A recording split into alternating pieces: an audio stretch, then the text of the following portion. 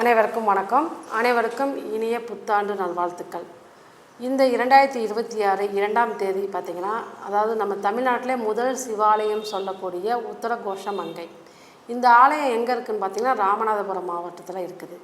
இந்த ஆலயத்தில் சிறப்பு என்னன்னு பார்த்திங்கன்னா, நம்ம தமிழ்நாட்டிலே முதல் உருவான சிவலிங்கம் அப்படின்னே சொல்லுவாங்க. உலகத்துக்கே அப்படிங்கிறப்போ இந்த முதல் சிவாலயம் ரொம்ப பிரசித்தி பெற்ற ஆலயம். இந்த ஆலயத்தில் ஒரு சிறப்பு இருக்குது அப்படின்னா, இந்த திருவாதிரை நட்சத்திர நாள், மார்கழி திருவாதிரை நட்சத்திர நாளில் அங்கே நடராஜர் அதாவது மரகத பச்சை மேனியில் இருப்பாருங்க. அவருக்கு இந்த 2ஆம் தேதி அந்த சந்தனம் கலைக்கப்படும். இந்த சந்தனம் கலைக்கப்பட்டு அவருக்கு 3ஆம் தேதி அபிஷேகம் எல்லாமே நடக்கும். அந்த 3ஆம் தேதி இரவு அவருக்கு திருப்பி சந்தன காப்பு போடப்படும். இது அடுத்த வருடம் தான் இந்த சந்தன காப்பு களையப்படும். அப்போ இந்த ஒரு நாள் அந்த நடராஜர் மரகத மேனியாக நம்மளுக்கெல்லாம் காட்சி கொடுப்பாரு.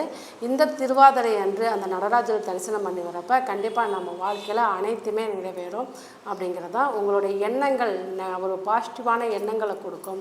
உங்களுக்கு வாழ்வில் அனைத்து சுகங்களும் கிடைக்கும்.